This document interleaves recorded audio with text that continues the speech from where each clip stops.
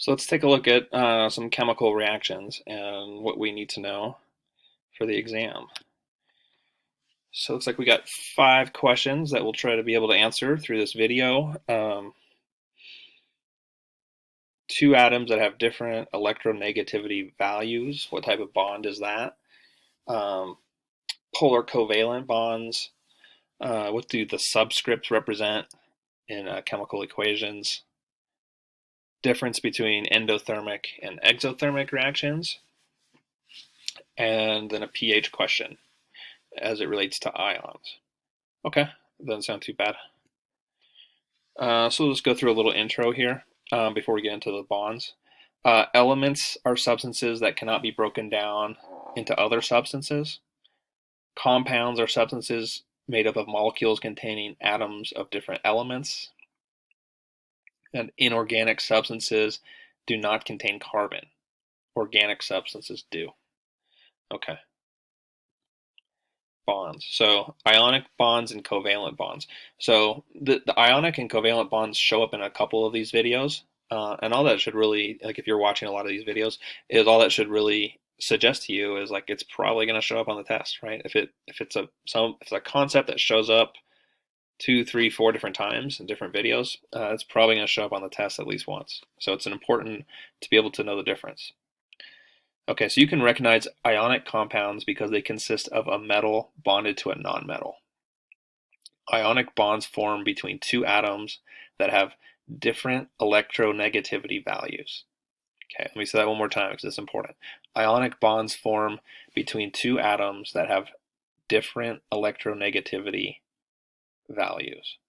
I believe there was even an ionic bond question. What type of bond forms between 2 atoms that have different electronegativity values? So, right, just basic like textbook definition. That's an ionic bond. Because the ability to attract electrons is so different between the atoms in ionic bonds, it's like one atom donates its electron to the other atom in the chemical bond. Okay, and then what about covalent bonds? Covalent bonds are formed between nonmetal atoms. And remembering that with an ionic bond, it was a metal bonded to a nonmetal. Here with covalent bonds, 2 nonmetals. Each of the atoms involved in bonding contribute 1, 2, 3, or more electrons to form the shared pair. Hydrochloric acid is an example of a covalent bond, a very, very common one. A chemical reaction involves the rearranging of atoms of the same or different elements to form new substances. It is represented by a chemical equation in which the reactants, substances that are broken apart, are written on the left, and the products, which are new substances that are formed, are written on the right. If more than one reactant or product is needed, they are separated with a plus sign. An arrow is used to separate the reactant side of the equation from the product side. And so we'll get into this in a minute where we'll do a bunch of different types of equations and we can see what they look like. A water molecule, abbreviated as you all know as H2O, is an example of a polar covalent bond. The electrons are unequally shared, with the oxygen atom spending more time with electrons than the hydrogen atoms. Since electrons spend more time with the oxygen atom, it carries a partial negative charge. Okay, and I think we had a polar covalent question, didn't we? Right? What is a polar covalent bond? Give an example, right? So we just gave that example of H2O with electrons being unequally shared. And then nonpolar bonds. Those involve electrons being shared equally with a molecule. Ionic bonds involve the transfer of electrons. Okay. All right, so as we get into chemical reaction, again, reactants are the inputs in a chemical equation. Products are the resulting outputs. Subscripts represent how many atoms or ions are in one molecule. And so again, that's important. You just need to be able to know that generally. It's something that we should be familiar with. subscripts represent how many atoms or ions are in one molecule, right? And so, for example, the subscript NO3 indicates that there are 3 oxygen atoms in each nitrate ion. Okay, so as we move on here, so we have all these chemical reactions, right? And so we're going to look at single displacement reaction, double displacement reaction, decomposition reaction, direct combination reaction, and then finally combustion. Okay, so we'll go through these one at a time. From the top, single displacement reaction is a chemical reaction where one reactant is exchanged for one ion of a second reactant. So single displacement reactions take the form A plus BC equals B plus AC. That's the form that they come in. So the reaction between zinc metal and hydrochloric acid to produce zinc chloride and hydrogen gas would be an example of a single displacement reaction, and then we can see that formula for the equation down below there. Moving to a double displacement reaction, these are type of reactions in which 2 reactions exchange ions to form 2 new compounds. Double displacement reactions take the form AB plus CD equals AD plus CB. The reaction between silver nitrate and sodium chloride is a double displacement reaction.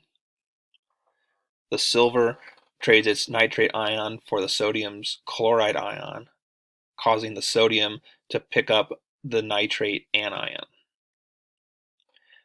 We're looking at next decomposition reactions. These occur when a reactant molecule is broken down into its component parts. It makes sense, exactly what it sounds like, right? Decomposition reactions take the form AB equals A plus B, or AB results in A plus B. The electrolysis of water into oxygen and hydrogen gas is an example of a decomposition reaction. A direct combination reaction has 2 or more chemical species combined to form a more complex product, with A plus B resulting in AB. The combination of iron and sulfur to form iron sulfide is a direct combination reaction that you can see. And finally, one more, combustion reactions, in the most general sense, involve a reaction between any combustible material and an oxidizer to form an oxidized product. It usually occurs when a hydrocarbon reacts with oxygen to produce carbon dioxide and water. For example, the combustion of methane is represented with the equation that we see down at the bottom of the screen. All right. And then we want to look at endothermic and exothermic reactions.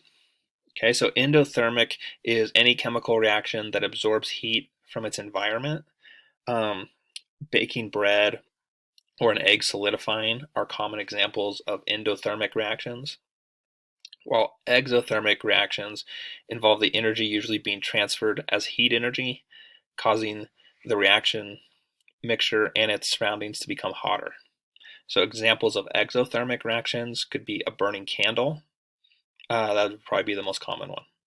And then we also want to be familiar with activation energy, and that is the amount of energy needed to get a reaction going. Starting a fire would be an excellent example of activation energy. So we want to be familiar with these 3, as well as with like those examples that I just gave. Would be like, if there was a question with an example, like pretty likely it would be something like starting a fire is an example of which type of energy. And then quickly we have acids and bases and the pH scale. So we want to know that the pH scale goes from 0 to 14. Anything between 0 and 7 is acidic. Anything above 7 is basic or alkaline. Exactly 7 is considered neutral. So something like 2.5 would be considered very acidic. Remember that pH is related to the balance of hydrogen and hydroxide ions. So a pH below 7 represents an excess of hydrogen ions, and a pH above 7 represents an excess of hydroxide ions. Okay, and so as we get into our questions again, we've gone over each of these, and so now really the best thing, hit that pause button and test yourself, see if you can answer these questions. If anything looks confusing, go back into the video and find the answer.